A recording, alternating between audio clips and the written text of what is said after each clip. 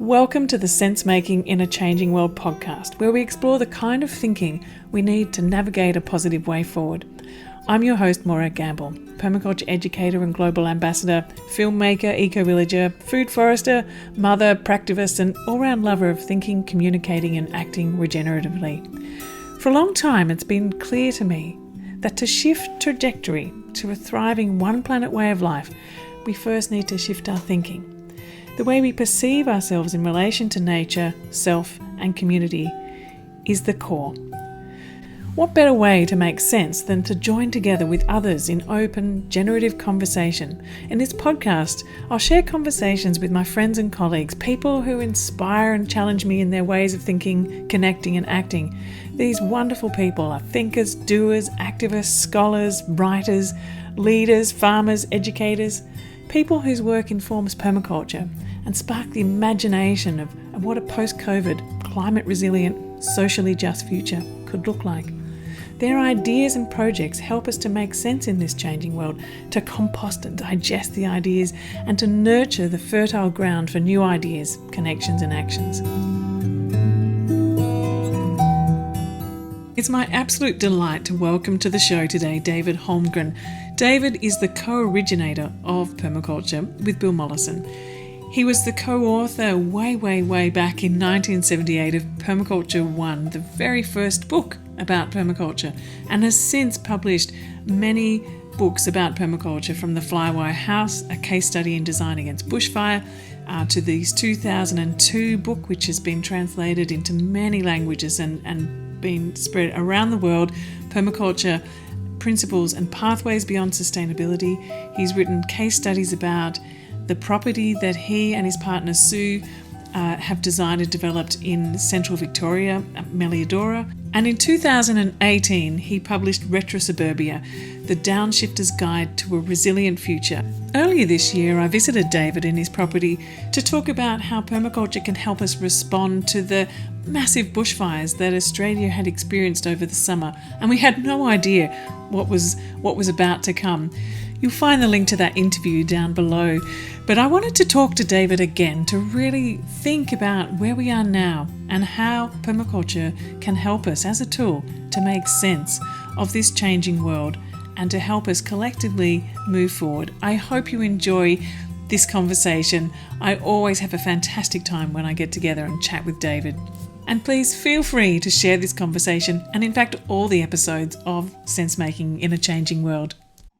So thank you so much, David, for joining us on the show today. It's been a few months since we spoke. I came and filmed at your place back in February, and we were talking particularly about permaculture and how it related to the extreme bushfire catastrophe that Australia had just come through. And we had no idea what was about to hit us. And since that time, the world has gone into lockdown with COVID. So on the back of all of this, the COVID lockdown, the bushfires, drought, and then, the climate emergency that we're in, all of these things together, I keep coming back to permaculture as being such a practical way that we can respond to this. And I'm just wondering whether we might be able to explore that a little bit about how you see permaculture really helping families, particularly families now that we are around the world, become far more home-based and garden-based, more than we'd ever possibly imagine, that somehow your work, I think, with RetroSuburbia in particular, has just become absolutely so much more relevant and visible, I think, to where people are at right now. And where do you think we need to be heading, or how do you think permaculture can help us navigate these really challenging times? Yeah, well, I suppose I've, over the years, had various points of urgency about some sort of communication work in relation to permaculture. And I suppose when I started coming back into the permaculture movement through teaching permaculture design courses a decade after Bill Mollison started those in the early 80s, and I started teaching in early 90s. And then as we approached the millennium, when released my book, Permaculture, Principles and Pathways Beyond Sustainability, and then again in 2018 with publishing RetroSuburbia, that sense of the world changing and needing to get ideas not just out, but people being influenced by those and making positive changes built on the ones they were already doing, whether that was from permaculture influenced or in other ways. I had a real sense over the last few years of crises that would fold in on people, and I knew enough about through my future scenarios work that it's very hard to say what those will be, but the underlying systemic conditions of a civilization which is built on an unsustainable premise were going in some way or other bring those crises back home to people in affluent countries, in our suburbs and cities. And to me, the looming one was the insanely large Australian property bubble seemed the more likely immediate proximate effect than either geopolitical upheaval or climate disasters. We knew climate disasters were increasing, but inevitably even something as catastrophic and extensive as the bushfires that for so many people on the East Coast felt like the whole world was burning is still, in a sense, a localised disaster. Whereas the pandemic has been sort of everywhere.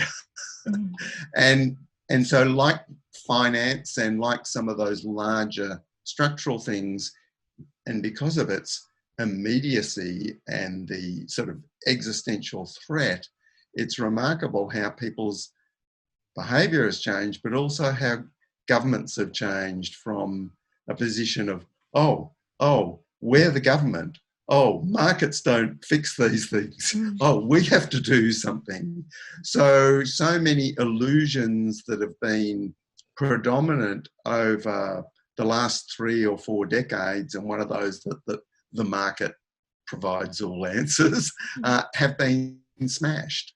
And I think at a more domestic level, the idea that life and all the good things in life are sort of somehow we get through the monetary economy, and that then totally supports, combined with debt, some little sort of shriveled up version of home compared with how our forebears lived, where home was a rich and diverse place, not rich in a material sense, but so many people living together, doing things in the household and the community non-monetary economy. So as people have been thrown back through isolation, through job loss, through various aspects of the pandemic in their home space, some have found it very dismal, very sort of like a prison, very lacking, and others have found, oh, here is the opportunities to do so many things that they'd maybe thought about, but had never had the time or had never seen the priority. And of course, the dramatic one that we're all aware of is how so many people have become food producers or scaled up what they're already doing in that domain. So permaculture, I suppose, as an agent of positive influence over 4 decades in Australia, is sort of in the background of so many people's sort of concept of possibilities. And I think that's been an incredible positive influence on people making changes at home to make themselves more resilient to uncertainty and shocks and challenges, but also just the boot in the bum, like perhaps a drug addict needs from some sort of crisis to go, oh, we need to change. So I think that's been big positive change that's come through what is inevitably a sort of difficult time. Mm. Yeah, I mean, it feels like like you're saying, that sort of the kick to make it happen. Like, people know about it, and I think, like you're saying, that there's a sense about what permaculture is, and that there's another way that we could actually be moving forward. But actually getting the shift from the consumer way of life, or from, you know, the debt or the type of that way, to what you describe in RetroSuburbia and what's described in you know, most of the permaculture work. How do you make that leap? And I think it's taken this crisis to create that leap at this point. But from now, so the door's been opened, or the lid's been lifted, and there's this new awareness. How do we continue to encourage people to either move towards this in an ongoing way, or to actually take this opportunity now and to continue, rather than just to have this idea that we can snap back to normal? Like, there is no normal anymore. There's not going to be a going back. That normal has changed. But how can we make sure that we weave in the permaculture way, I suppose, more visibly, and give people more of an opportunity to actually find their way into this? Like, have you got any ideas on that? Yeah, well, I think it's at two broad levels. The change in the collective mindset of what is the story and what is the options mean there's a possibility of extending the ideas to a much wider audience. You know, it's that classic thing of the in-group of people who are into something, even in some sort of subcultural sense, and some notion of mainstream. So there's those opportunities start to open up more easily. But perhaps even more important than that is the role of consolidating where there already is interest.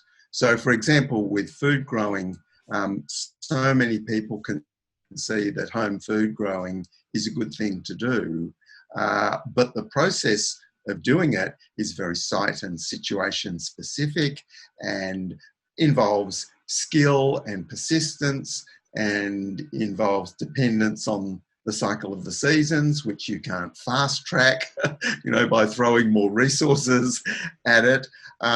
So I think, as Kat Labors has pointed out, so many Australians have tried home food production, and many more keep trying it. But also there's people who drop out of doing that, and some of that is, well, it's just some sort of life change situation and it doesn't suit their particular situation.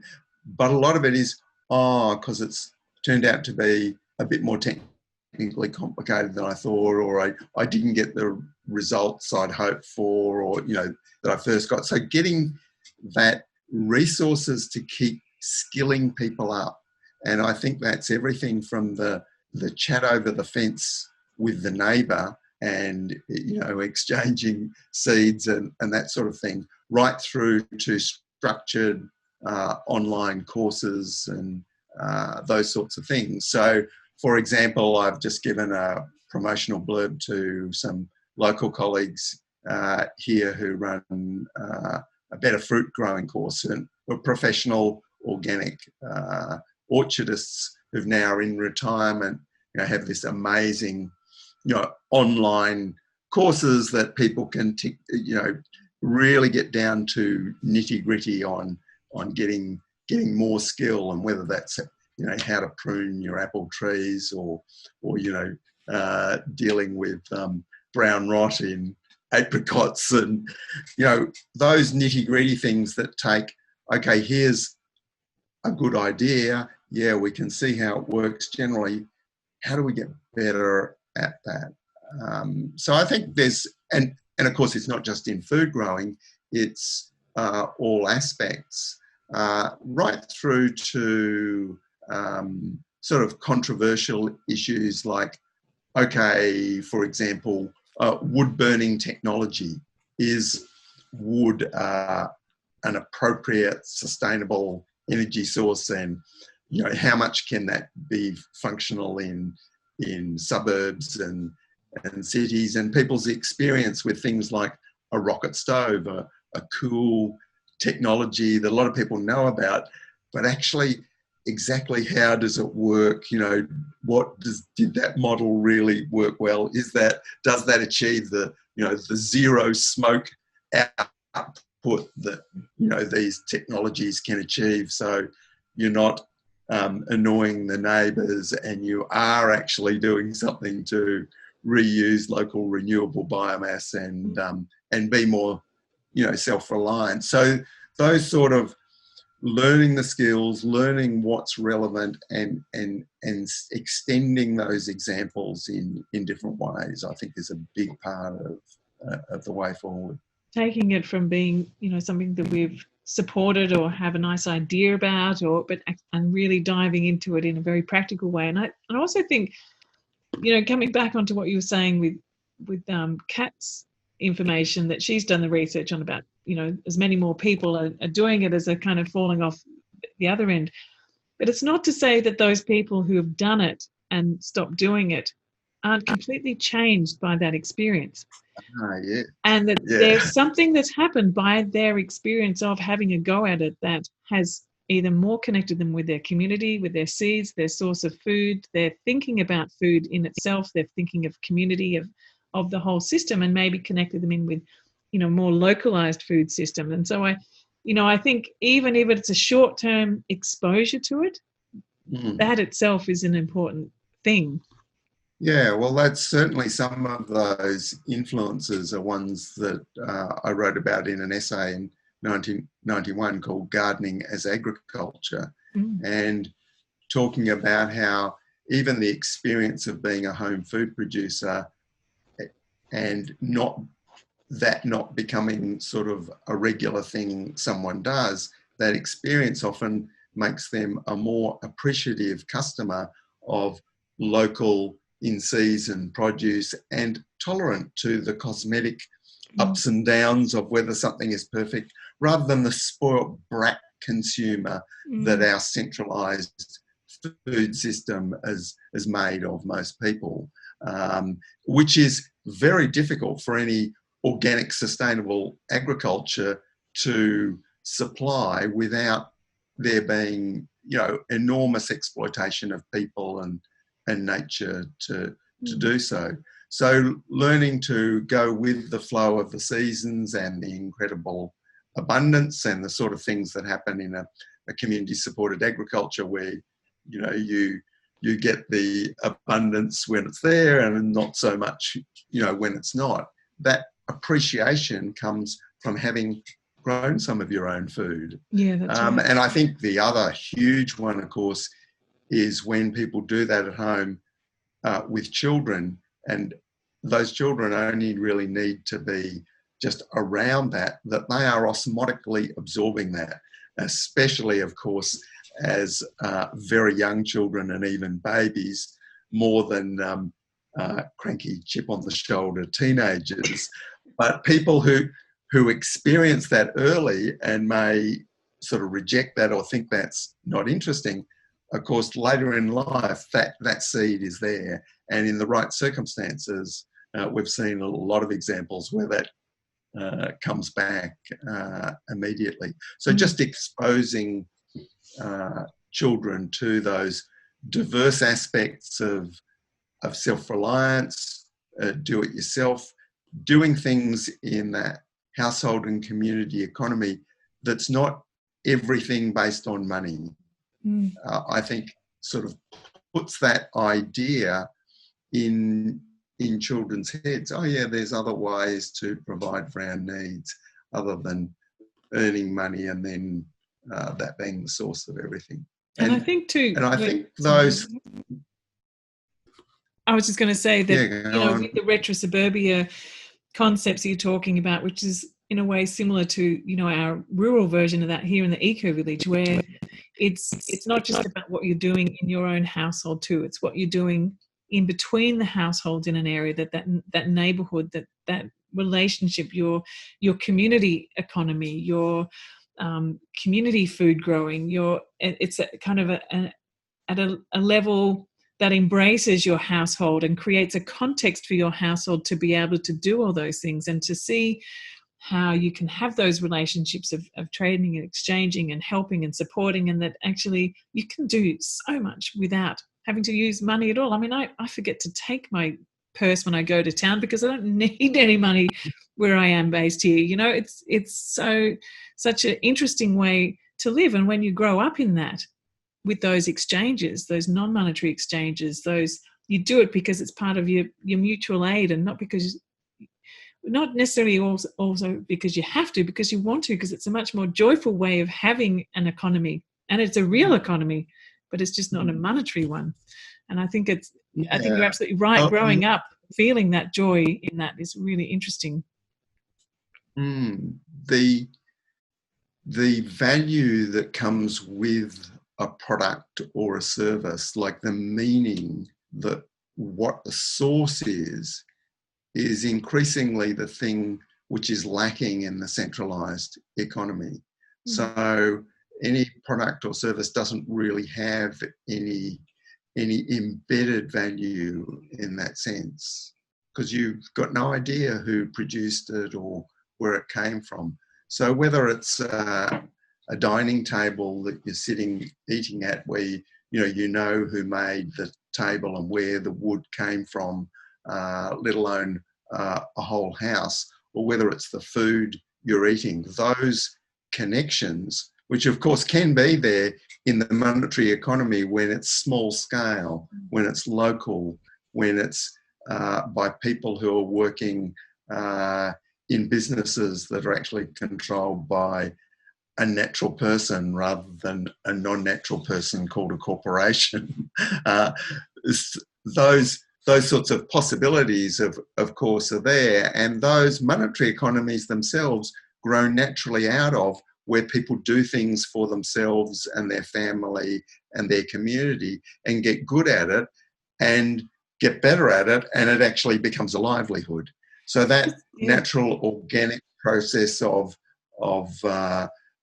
sensible monetary economies emerging out of those household and community non-monetary economies. It's interesting, what you're saying about in a rural context. A lot of people recognise the strengths of possible greater self-reliance at a rural context, and often feel that unless they can move to the country with a larger property, they can't do that.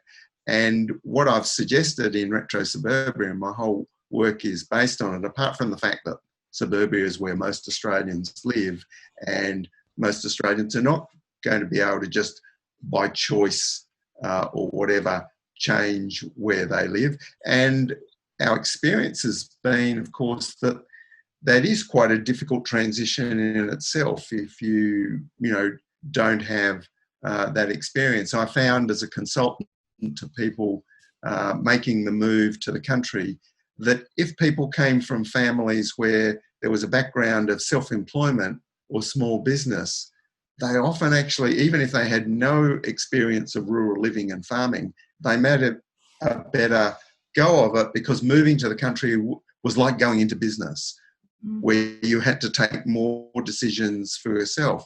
Whereas people who are used to, grown up in families where money comes into the bank account, there's not a connection between work and actually your sources of sustenance, that it is quite challenging, this shift to how do we do more things for ourselves.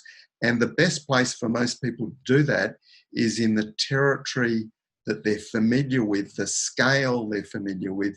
And for most people, that is suburbia.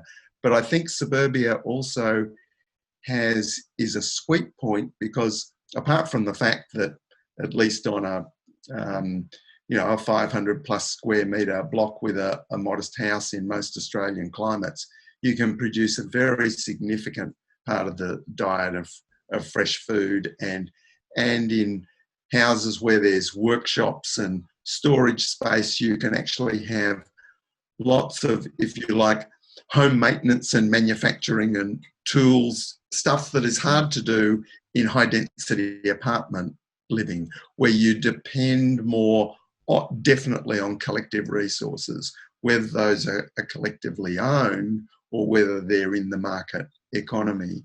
And at that suburban scale, so you have some of the elements that we associate with rural self-reliance, but you also have the collective critical mass of people close together within walking and bicycling distance to actually develop those community exchanges without it being dependent on cars and longer distance commuting to find those people. Now, of course, that also depends on where are the places where these cells of, if you like, retro-suburban living start to develop. And I think it doesn't take too many people along that line in a neighbourhood or in a street to start to sort of build those possibilities. And those possibilities can then draw in other people over time. And of course, the opportunities created by the pandemic mean that more people who might not have the ideas, but just suddenly, oh, what's that person doing down the street? Those possibilities are there for creating those critical mass of people that we historically associate with the capacity of cities. So in that sense, suburbia is that sweet point where the advantages of the rural and the city can come together, which was actually, of course, the original vision when suburbia started. But in a lot of ways, it's become the worst of both possibilities. I grew up in a suburb. I had a brilliant childhood. You know, I grew up on the outskirts of Melbourne. It was a place called Ringwood. And from where I was, I could see all the bush, and I grew up knowing all the local birds and the local species. And we had, you know, some gardens down the back and some chooks, and I knew everyone up and down the street. There actually weren't many fences in between all of our places, and all the kids were out on the street all times, you know, and gradually you'd hear people calling out, you know, to come in at a certain time. And down the bottom of the development was a creek, and, you know, go down there and collect the tadpoles and you know, go on expeditions. And it was a wonderful place. My school was down the bottom end of the road. There was you know, my parents still live there now, and they still know many of the people up and down the street. My mum still runs the book club, which has been going for, I don't know, 60 years or something. Wow. You know, there's this great sense of community, because I think it was of a scale, you know, a quarter acre blocks. There was enough space to have nature and food and community, and they had reasonable services like schools and local shops and local libraries, and, you know, there was the services embedded within it, and it had a great sense of place. It was my world for, you know, 15, 16 years, until my concept of the world expanded quite significantly.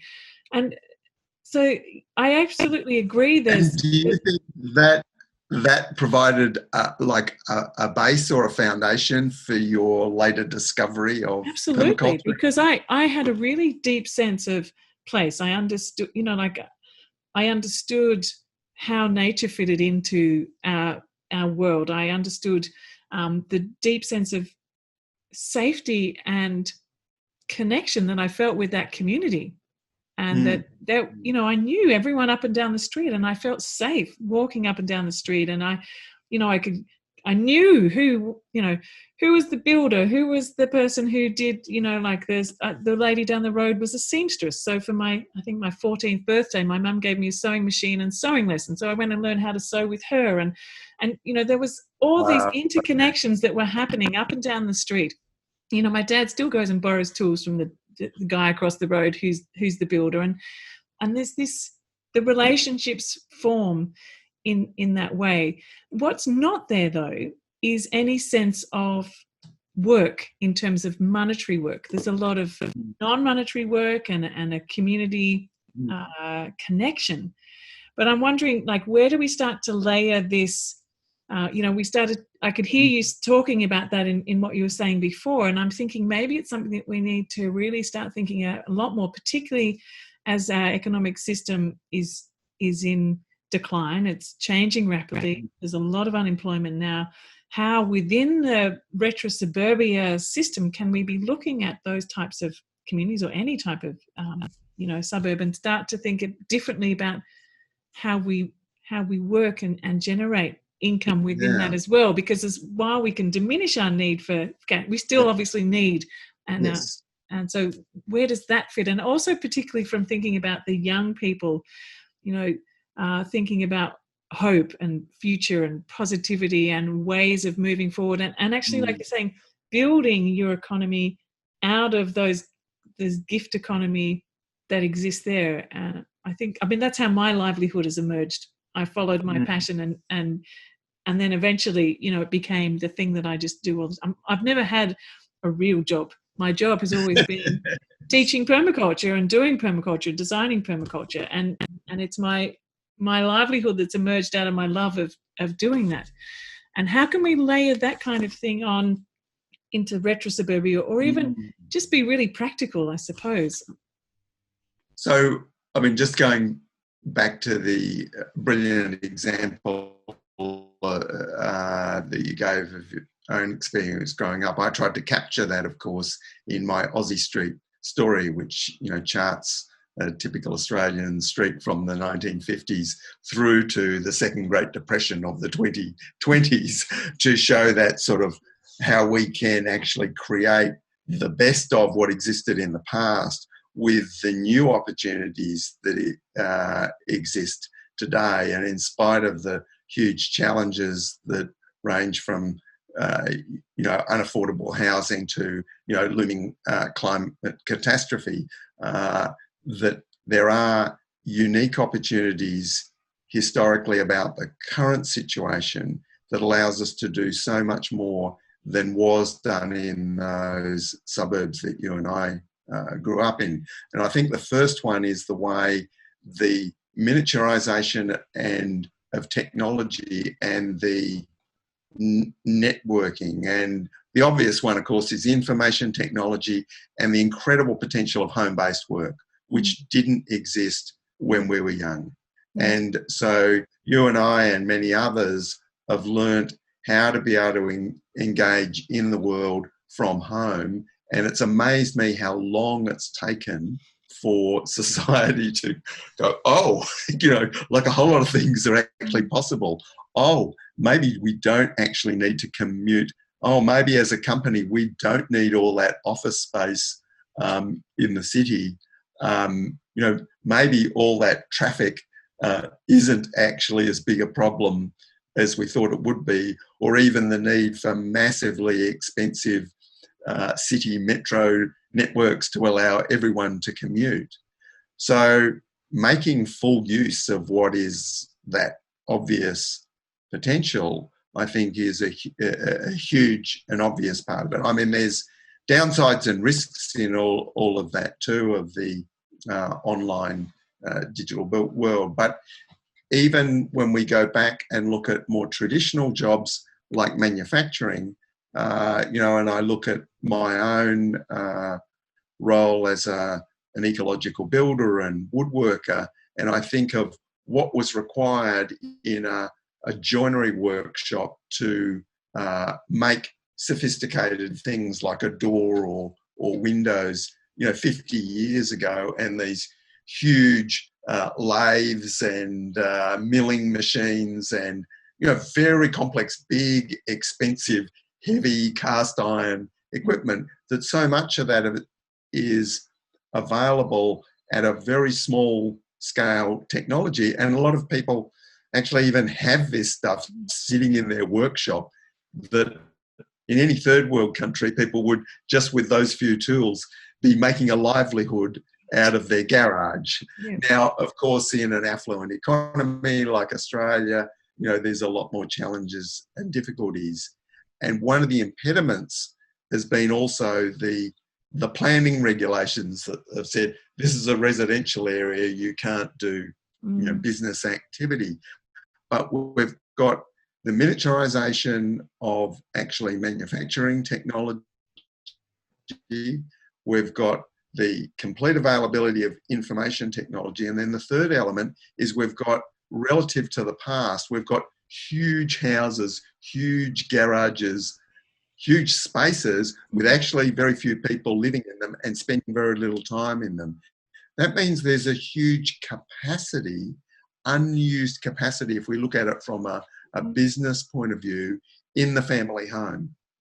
And of course, we've had a tax regime that allows people to do that and build great extensions and never be there, even if they're away working, paying the debt to sort of pay for it all.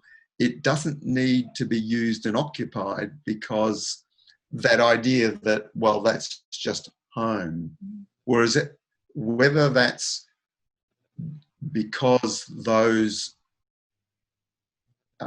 privileges of the protection of the family home against government tax and whatever decline, or whether it's people just taking the opportunities, I think there's huge opportunities for building monetary economies through local livelihoods where people live, and that they are completely new opportunities that didn't exist before. So the terrace house that Sue and I used to rent in Carlton before we moved to Hepburn Springs, I believe in the Depression, there was 16 people living in that terrace house. Well, we were relatively densely populated in the 80s there with 3 adults and 2 children. A lot of the terrace houses in that street had 1 or 2 people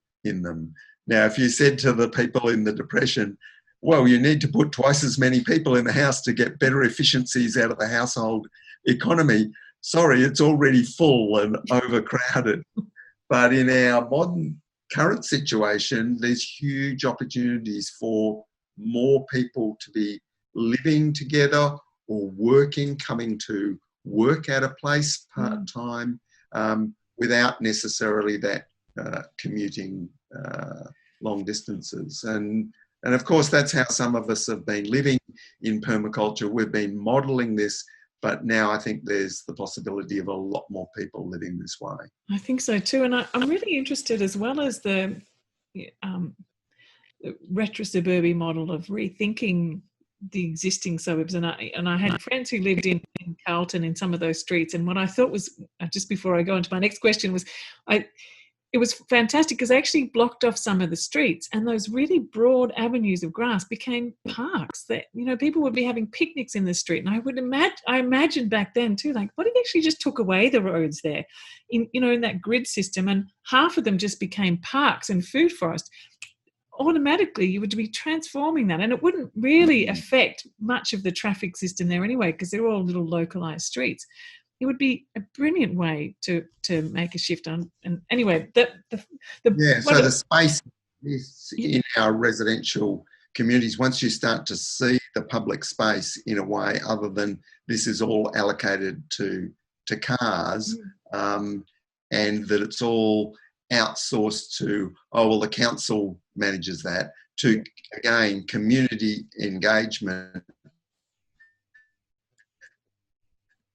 Of course, although RetroSuburbia focuses primarily on have control over the property, it spills over, of course, into beyond the boundaries of management of public land, and that redeveloping that informal community governance of the commons that, of course, existed for our ancestors, but to an extent even existed in the suburbs, and certainly in small towns like where we live here in Hepburn Springs. All of the public land historically was just managed by the community with sheep and other grazing animals and whatever.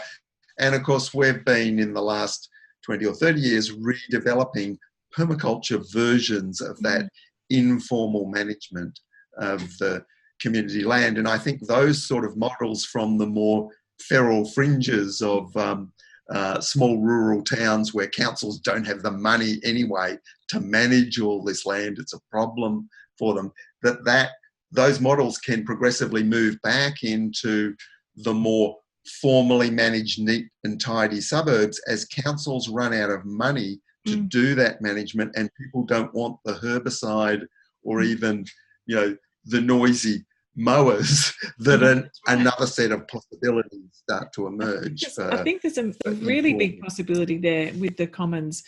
And I'm also thinking too, my next part of the question was about taking that, it's not so much retrofitting, but thinking about, well, there's still so many new suburbs that are being developed. Like, where are the permaculture people on the table of those? And there was some really fantastic suburbs that I visited in places like Denmark, where they have the farm, and I also hear that there's Agri-suburbia. What are they called? Agri-suburbia models, like in the United States, where they look at the whole land and they go, okay, so we put the farm here. This is the best agricultural land. We'll have the farm, and then the houses are, pushed into smaller plots around that. And so the commons is a farm, an organic farm, and they actually employ a farmer. And then all the wastewater and nutrients come from those houses into the farm. And then you can either work at this farm to get, on your weekend and get a discount box, or you can just pay a little bit extra and get your box. But there's this sense that the commons in your landscape is around about actually collecting the nutrients and the waste and producing your food and being, you've got shared bees, shared cows, shared goats, shared chickens. And so it doesn't have to be either a rural thing or, an eco-village thing. It could actually be a suburb that is designed from scratch with these principles in place. But, have you seen the invitation of permaculture people to be on these types of well, it's funny you should say that. Or how can we get them to be on the table? Maybe my other question. Having been a developer of a rural eco-village, the Friars Forest village on a smaller scale than where you live, and having been involved at that scale, and then my work more focusing on retrofitting the suburbs, and that a view that the crises were coming on us so fast that largely we would be living with the building stock that we've already got. And I've been on the record as saying, actually, we've probably got enough buildings in this country if we really used them, and especially when all the dog shampoo services and excess cafes and gymnasia businesses go broke, and there's more buildings to retrofit, and when people are working from home, all those offices. So that, in a sense, I've been a strong advocate for a decade or more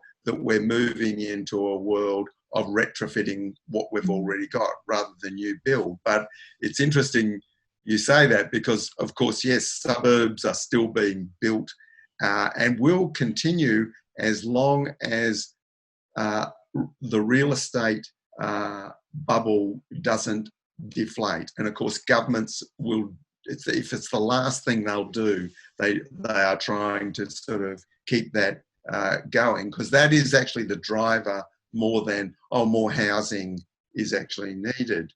But in my own community in Dalesford and Hepburn, there's very little land available for expansion, but there is strong demand, for people wanting to come and live in a nice small town. And we have some of the best horticultural land in the district, which is sort of in town, that was zoned residential because it's relatively, accessible and close to the services decades ago, which is finally being developed.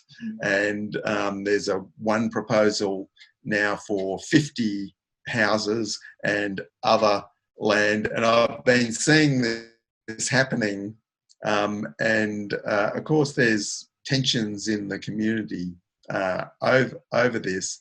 And I've been approached by both the people who are opposing this development, taking it to the appeals tribunal, and by the developer wanting to get a permaculture framework into this development, and that it was already has in the heart of it a co-housing model, which will be bought and developed by an older women's residential co-op. So there's, these amazing possibilities there, and it's that's an example of sort of being on that, if you like, ethical boundary of how much are you prepared to sort of try and put effort in to make existing development a bit better, and how much do you radically sort of reject and resist these inappropriate developments and actually hope for the day when property values are going down and all of this development will come to an end rather than being constrained by, by environmental regulations. So how can we sort of manage those things? And I think there are openings because people are now seeing that maybe the potential customers don't necessarily want to move into a place with black roofed houses, with no eaves to the boundaries of the block and some sterile bit of public land that the council manages and, no space to grow food, that they actually want something different to that. And that breaking that spell that's been created, and this has been well documented by academics, that a combination of the real estate industry, the banks and the big builders have created that template of suburbs, of modern suburbs, as though this is what people want. They don't. This is what they've been told will be the best investment for your money. Even if it's a shit place to live, you will be out paying the mortgage on it, and hopefully in your dreams you will move to somewhere nicer. It's interesting though when you look at I think that possibility of doing something different, there's a lot of interest in that. Yeah, because when you see the marketing of it, the big billboards or anything, they show people walking through natural area along bike paths with the kids on bikes or at the little local farmers market, but they don't actually show what the development looks like. So the values that are being expressed are what we're talking about, but the reality of what's delivered is something quite other. So I think it's not such a shift to be able to bring in, permaculture design, a really holistic approach to landscape design, architecture, urban design and development into a new frame that, I think if there's a few really substantial examples that show a different way, it could flip. And it's not to say that either that I support the expansion of the major cities out, but they are happening. And instead of actually them being now still creating these dreadful places that people can't really live in for, they just dwell, that if there was another way forward that could spark the imagination and that could then maybe ripple on it and create a different, we can't, I don't think we can't see that there's other alternatives unless we see examples of something that's working and real. So part of what I can see where we needed to go at the moment is in this storytelling. And this is what you do a lot with your Aussie Street, I know. And so it's helping to create a new narrative about what it is to live in a suburb or a city, and not to just reject it outright and say, oh no, if you're going to live a sustainable life, you have to go out to the country. That's absolute rubbish. We know that there are, wherever we are, we can be making significant changes and embedding more deeply into our community and place. And so helping to tell new stories, and that's kind of where you're going to in your publishing world at the moment too, isn't it? With the storytelling. Yeah, well, it's interesting, the Aussie Street, which is of course a fictional chapter in RetroSuburbia itself, but started out as a presentation that I've been doing now for many, many years of this. It's really a sort of a permaculture soap opera of what happens in the street, the good and the bad, and really telling that story in a positive, empowering way. I found it was the most powerful presentation I've ever done of all the different lectures and presentations I've done, and it allowed me to deal with very challenging, difficult, threatening futures through humour and storytelling, where people can look at the story and get something from it, rather than, you know, closing off, oh, that's like completely frightening or not what relates to my own experience. So dealing with the issues of legality and neighbourhood conflict, and what are the processes by which we move to self-governance, and being able to tell and explore those stories has really, for me, brought out that very important part that has been part of this general societal rediscovery of storytelling. And of course, in our publishing business, which has gone from just self-publishing of my own books to progressively, I think the first one we did was the Permaculture Pioneers book, which you had a chapter in stories of Australian permaculture activists and how that shaped their lives. That was the first book, which wasn't just my own writings. And we've done several books now by other people and colleagues. And we got sent this manuscript by permaculture teacher and writer Linda Woodrow, whose book, of course, influenced many people, the Permaculture Home Garden book, and her novel, and it's in the cli-fi genre of a near future climate change disaster set in northern New South Wales, in the region where she lives, and a fantastic ripping yarn. And all of us involved in Meliadora Publishing, when we read it, we said, we've got to publish that book.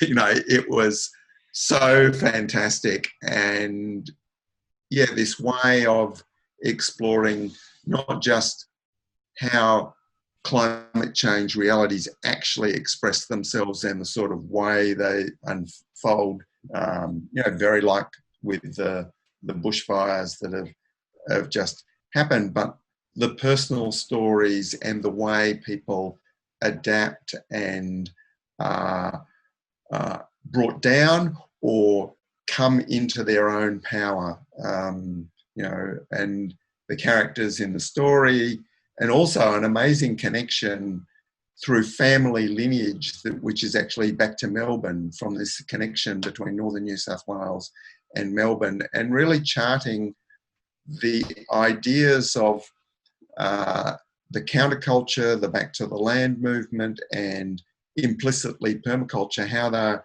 influences over 3 generations, all set in only 10 years into the future. So that book, I think, is also been not just like any good author of fiction, researches so that there is the background facts provide a sort of real substance to the story.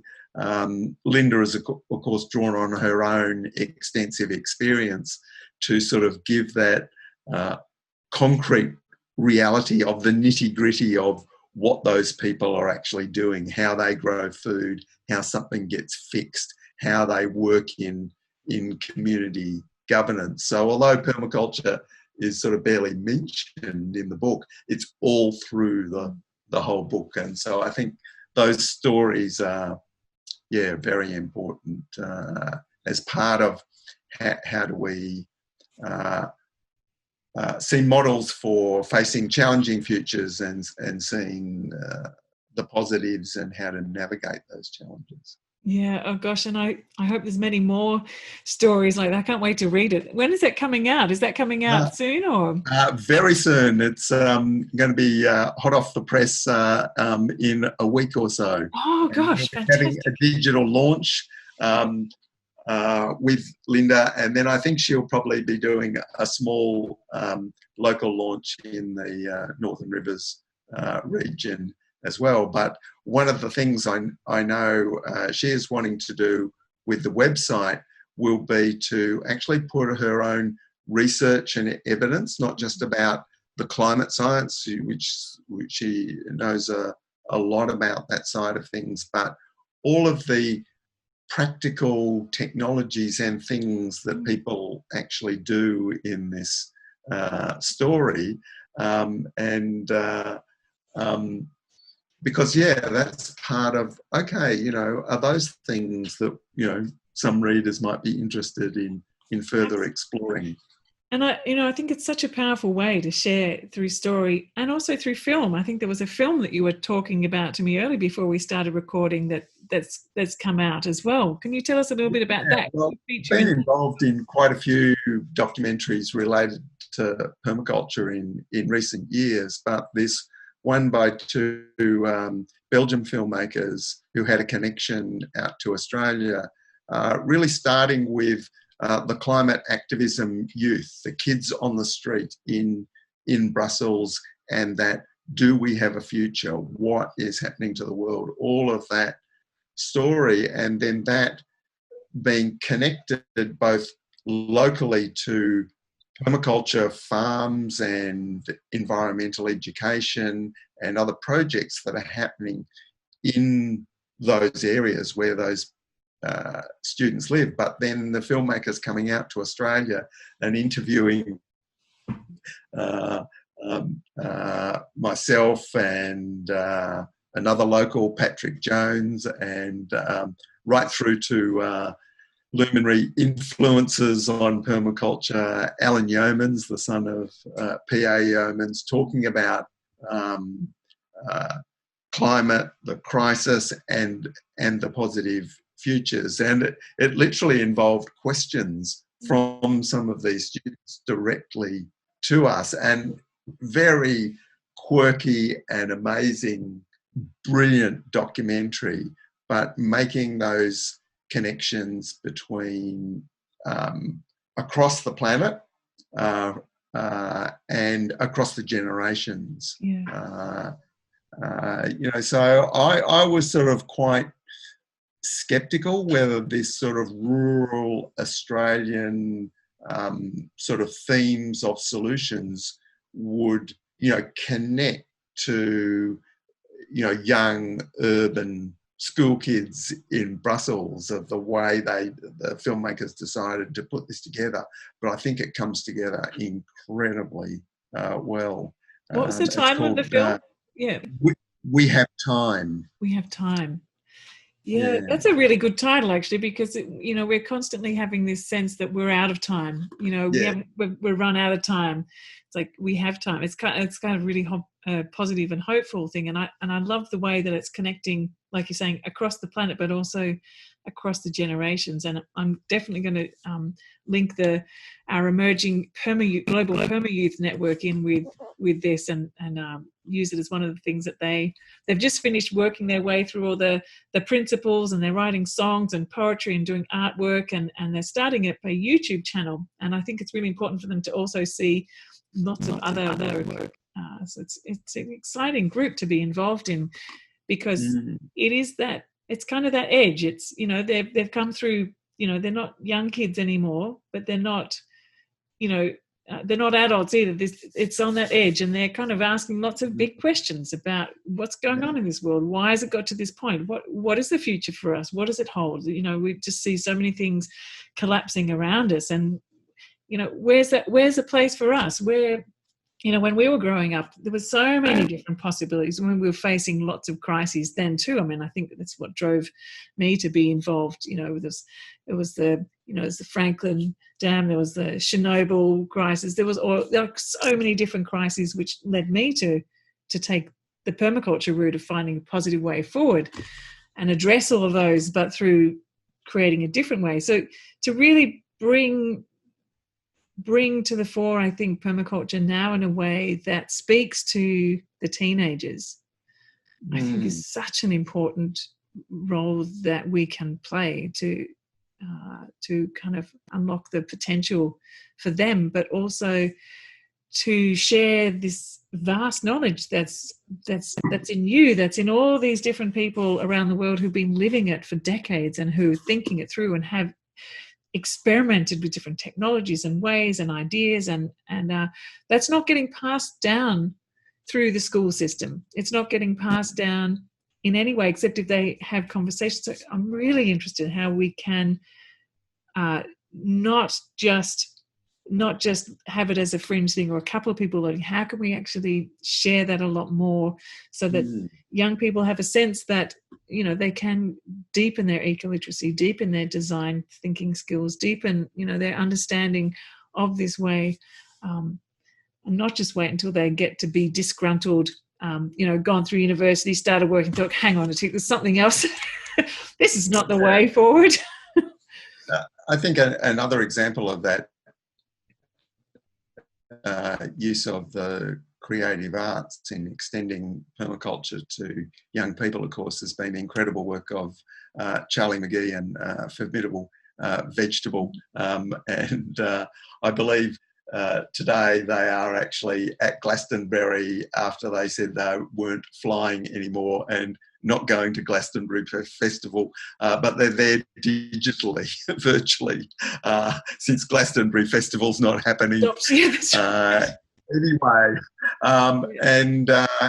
That extension of permaculture thinking, of the sort of complex systemic thinking behind permaculture in the design principles and ethics, that music has been incredible at getting that understanding out there in different forms, like we said with storytelling. In fact, I've said that Charlie McGee's music is perhaps sits alongside the permaculture design course itself as like an enormous mechanism which has extended these ideas, and his new partnership with permaculture illustrator Brenna Quinlan, and the work that they're doing, taking a lot of this stuff actually back down the years from the teenagers and young adults to young children in school programs, and a lot of their recent music, which is sort of written for primary school age kids, but still the same fantastic music and ways that help kids who are also part of families pushing the boundaries into this new territory, owning that subculture in the same way that ethnic and Indigenous communities are learning to own their own culture and say, no, this is actually a positive thing that I am growing up with, rather than that industrial modernity which always seeks to diminish and demonize and make irrelevant whatever local knowledge from family, from context. And of course, it's the way of the colonization of people. So reversing that process, for example, Charlie's song, My Dad's Dunny, about a compost toilet, is really appealing to kids who might have actually been in a place, have grown up in a place where there's a compost toilet and feeling very embarrassed or phobic about bringing their friends home, or that thing of reversing that, of showing how positive these things are. So those types of artistic endeavours, I think, are incredibly important. And the results in schools with teachers looking for what's the next level of better stuff in environmental education that we can be doing, have been lapping it up. Yeah. Even though they said sometimes the kids after a Charlie McGee visit, the kids are so full on, and everything that they get worried. They get too excited and uplifted. I know. It's fantastic. I guess we've been talking for a really long time, and I'd love to keep on talking, but I know you've probably got things to get on and do in your day. But before we close, I know that you've released, is it all of your book or a part of your RetroSuburbia book online? Do you want to tell us a bit about that and how people can access that? The whole book, because the book is, I think I can see it behind you there. it's 2 kilos. Yeah. It's 600 pages. Yeah. It's sort of a life manual, and you don't want to fall asleep reading it in bed because you might get a bruised nose. And it's $85, which a lot of people have said is the best $85 they've ever spent. But we've released the book in an online format on a pay what you feel basis. Oh, wow. So that means it's actually accessible to people who don't have money. And it's, we've had people pay a few dollars for it, and we've had people who said they want to support this and have paid the full price of the book, or even in some cases even more. Yeah. So that this was a complete experiment we did. And what's happened is at the same time, sales of books through the pandemic have massively increased. So it's actually worked, but it's also been a whole much more than just a digital book or an ebook, because it's actually a platform for a whole community information. And we've got a lot of people working very hard to sort of like answering all questions that come. So it's really becoming a platform for RetroSuburbia education. Yeah, and you have study circle materials, study group materials as well, don't you? Yeah. So there's a lot of resources on the RetroSuburbia website, for book clubs and study circles, and progressively we're sort of adding more information to there that complement what's in the book. So this could be a really great way for people who wanting to start a RetroSuburbia movement in their local community to get the book. I know there's people who've even got sets of books. And distribute them in their community and started like a RetroSuburbia book club, and then that everyone's kind of on the same page. They look at things together and then start to implement things locally and contextualize. It's really 3 books in one. The built, all the building physical technology stuff, the biological, the gardening and backyard animals and all of that, and then the biggest field, really the behavioural, all the way we live and organise. So it is covers a great spectrum, and people have found that book clubs and discussion groups where they look at a chapter and then come and discuss how is that relevant to us.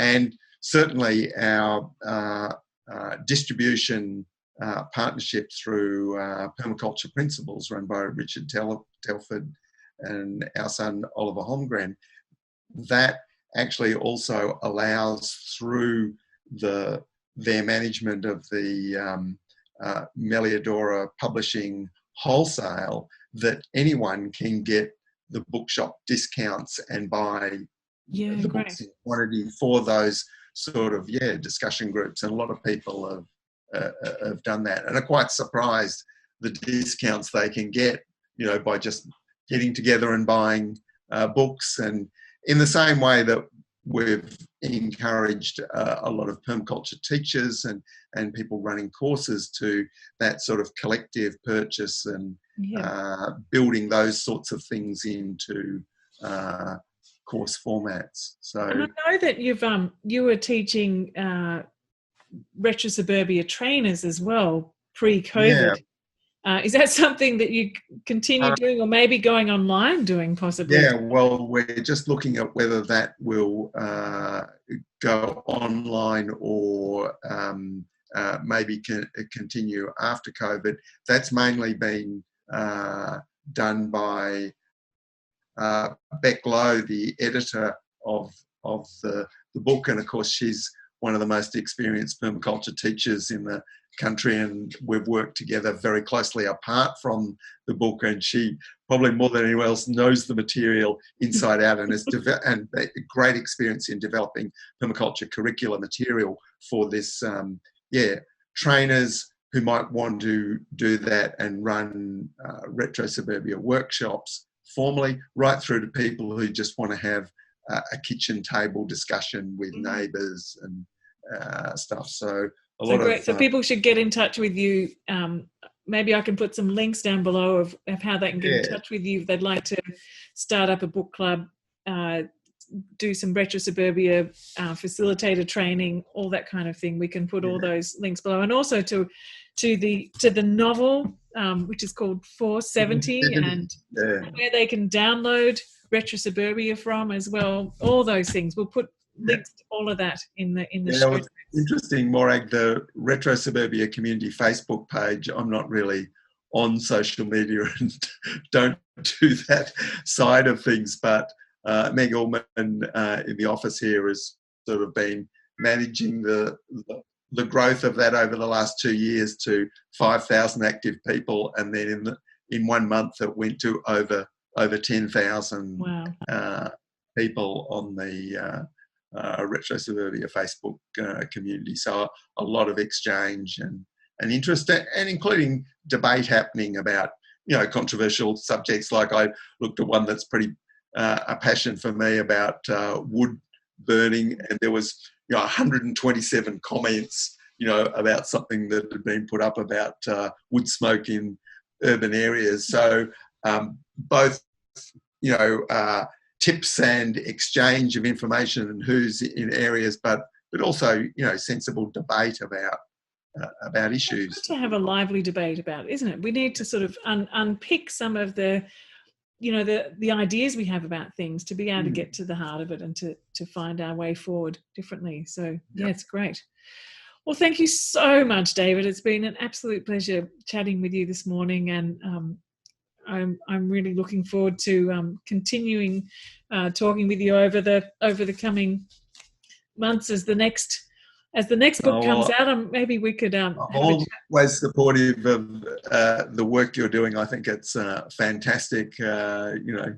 Starting with your hands in the soil and all of your work online is. You've been such a fantastic ambassador for permaculture all these years. So thanks, David. Keep up the good work. I will indeed. All right. Well, thank you so much again. And it's been a pleasure, and I'll talk to you again soon. All right. Take care. Thank you. So thanks for tuning in to the Sense Making in a Changing World podcast today. It's been a real pleasure to have your company. I invite you to subscribe and receive notification of each new weekly episode with more wonderful stories, ideas, inspiration, and common sense for living and working regeneratively, and call positive permaculture thinking and design into action in this changing world. I'm including a transcript below and a link also to my 4-part permaculture series, really looking at what is permaculture and how to make it your livelihood too. So join me again in the next episode where we talk with another fascinating guest. I look forward to seeing you there.